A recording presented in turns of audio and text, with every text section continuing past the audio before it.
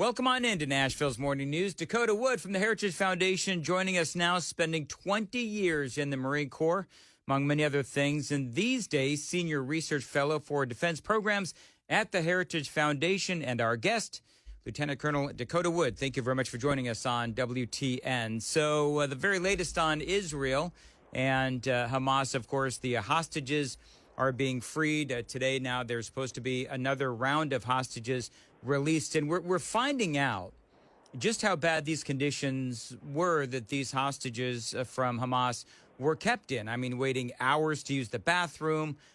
Pretty much all they were allowed to eat was bread and rice, and no beds, just plastic waiting room type chairs as well. But for the most part, most of these folks being released seem to be in stable condition, with the exception of one very much older woman.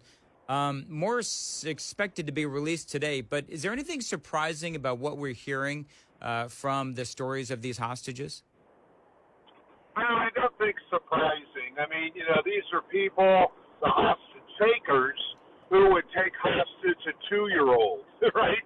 So it's not like they were going to put up these prisoners, these hostages, in a nice hotel.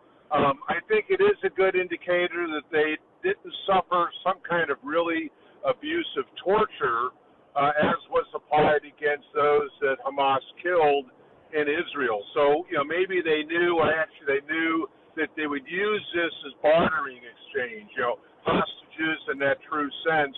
You're getting a 3-to-1 deal. For every hostage Hamas releases, Israel is releasing 3.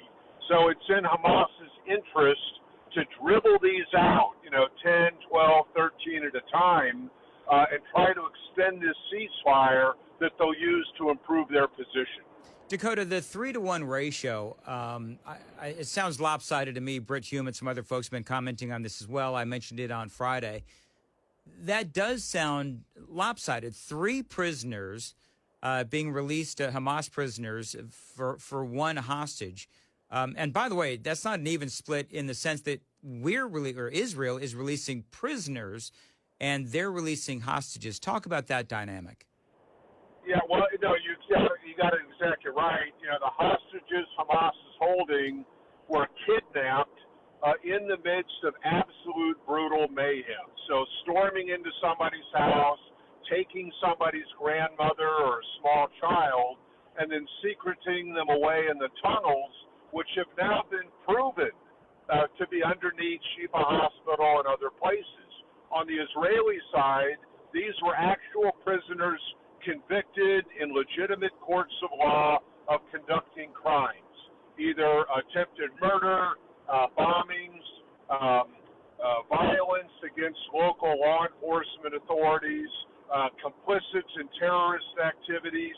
So there's no equitability here between an innocent hostage held by the terrorists and a convicted, criminal being held by Israel. And for all the reporting about Israel also holding children,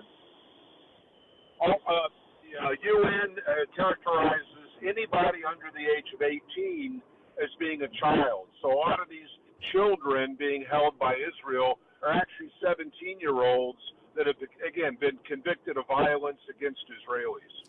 It looks like in the news today, last question here, Dakota, I know you're driving. It looks like these Iranian-backed Houthi rebels have fired missiles at this U.S. destroyer off Yemen in what some are calling a major significant escalation. This is the destroyer, just to catch folks up, this is the destroyer that helped free that, and I'm air quoting this, that Israeli-linked tanker from those pirates. And so these missiles fell short, far short, I guess 10 nautical miles. But still, how big of a deal is this that these Iranian-backed Houthi rebels fired missiles at one of our U.S. destroyers? Well, I think the key word you used is Iran. I mean, the Houthis can't make anything.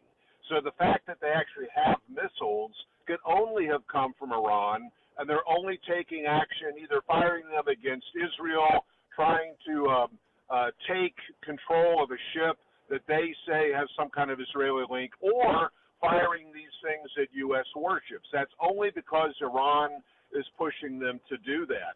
So whether we're talking Hezbollah, Hamas, the Houthis in Yemen, or a number of groups in Syria. Iran is the mastermind behind all of this, and the Biden administration has just been horrible at dealing with Iran effectively, and we see these attempted attacks against U.S. service personnel.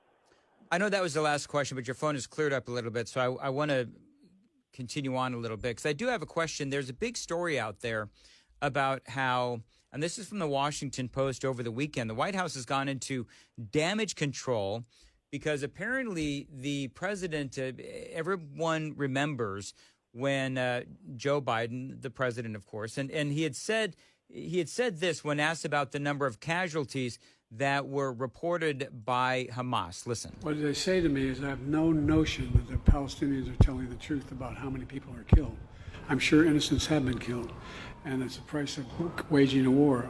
The Israelis should be incredibly careful to be sure that they're focusing on going after the folks that are propagating this war against Israel. But I have no confidence in the number that the Palestinians are using.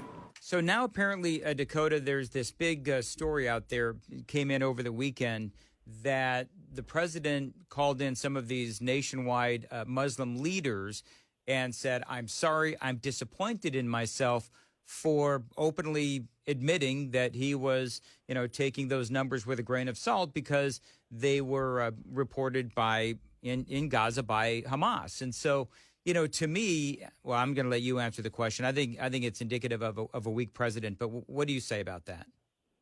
Well, a weak president and somebody who is fixated on the 2024 election cycle.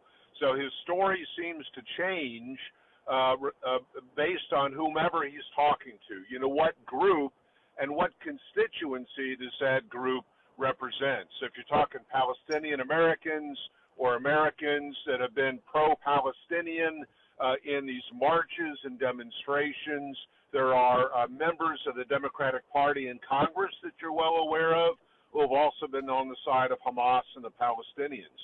So, if anybody believes anything that Hamas is saying, they just are detached from reality. And so for the president to throw his full weight rhetorically in support of Israel and then start hedging on whether or not he should believe what Hamas has said or not when he's talking to a group of Muslim leaders. I mean, it's just ridiculous.